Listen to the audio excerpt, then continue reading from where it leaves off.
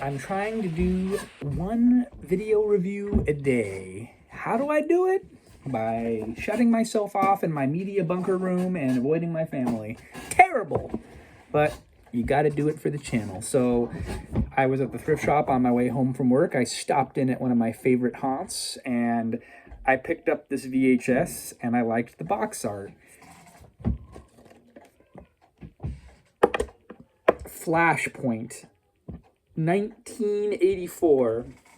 This was one of the first releases for HBO, but this is on Good Times, and this is a 1988 copy.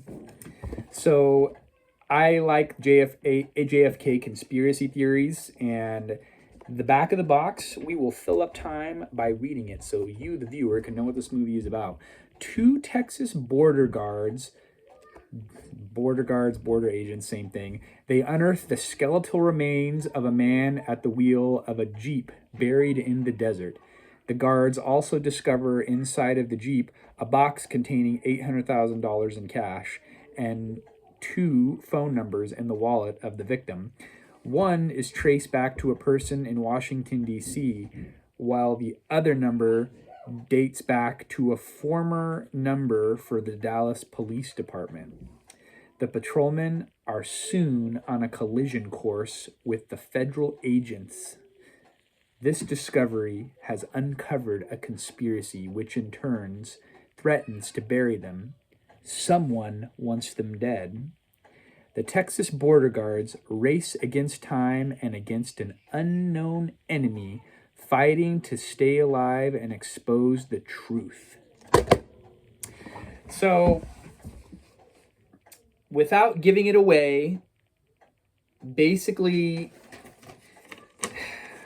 Chris Christopherson plays the main guy, and then there's this other guy, Treat Williams, who's one of the other main guys, but he and his best friend on the job at the U.S. Customs and Border Patrol Agency, they're out there in old CJ7 Jeeps and CB radios perusing the countryside, and Chris Christopherson's character is like a Vietnam veteran, heavily decorated. I feel like maybe Cormac McCarthy got some of the ideas for No Country for Old Men for this.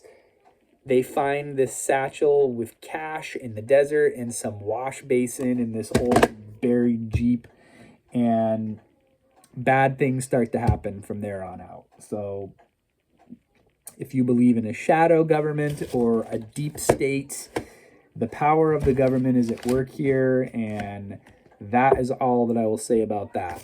This is a very fun movie, and I just realized I did not write down all the scores, but I think I can remember them off the top of my head because I'm that good. So it did not score well on Rotten Tomatoes. It had like 57% critic reviews, but then IMDb was also in the 6 out of 10, 5 out of 10 range. And then Google users, 87%. They like the movie, and I am right there with them. I think this is better than a B movie. I'm going to dive right into the review before I get into the technical stuff that I read. And it was providential that I found this movie based off the movie that we watched and reviewed yesterday, which was The Keep. This movie, I am 4 out of 5 on this film. I really enjoyed it. It was fun, it was entertaining, it had a 92-minute runtime, so it wasn't too long, but it felt like I wanted more. And it gave, like I said, it gave me shades of No Country for Old Men. So, like I said, 1984 release date, 92-minute runtime, directorial debut for William Tannen. This movie was based off of a 1975 novel from George LaFontaine.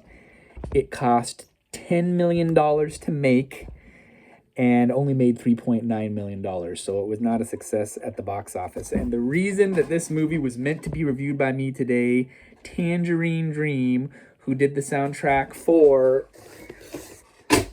Thief, which we reviewed, and The Keep, which I don't know where my copy of The Keep is, otherwise I'd pull that up, it doesn't really matter. Tangerine Dream did the soundtrack a year after The Keep. 1984 this movie came out. The Keep came out in 83, and it has a really cool soundtrack, very 80s, very synth and very technical. And Chris Christopherson is a great actor. And the one of the villains that plays a federal agent is the guy. Dang it, I didn't write his name down.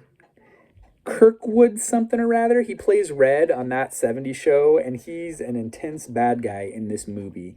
So there was obviously, it wasn't the perfect movie, but it was an entertaining movie, and it was like, oh, I want more. I want to see what happens.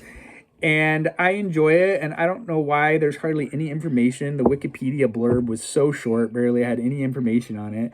I don't know why more people don't talk about this movie. It's a great film. It's a fun movie. And I like the desert, and it kind of takes place along the southern border of Mexico and Texas. And the Chris Christopherson guy is, I kept thinking, this is almost like a Chuck Norris movie. And then I looked up the director because of the Chris Christopherson guy kind of looks like Chuck Norris, and I kept thinking shades of Chuck Norris. The director, the William Tannen guy, actually directed a couple of Chuck Norris movies. So that was really cool, but I wanted him to be more of like a vigilante and like seek revenge for all the bad stuff that happens, and that did not happen, and it left me feeling unsatisfied, but it was still a good movie all the way. So if you've seen this movie and it's a great 80s movie that you know of and you want other people to see it, tell them about it, and I want to know your thoughts about it. Flashpoint, rated R. And that's all that I have to say. I don't even think we're going to get up to 7 minutes. What else do I want to say about it? Oh, yeah.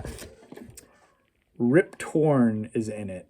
So I think he plays a sheriff for the county. So he's kind of a heroic guy. But I don't want to give any spoilers in case you haven't watched it. And there's a whole conspiracy theory around that. Maybe I mentioned it already. I don't know. Actually, what the hell? Because I'm looking at it, it says it right here on the front of the box. Political intrigue, JFK assassination conspiracy theories, cowboy-style shootouts, and secret agents.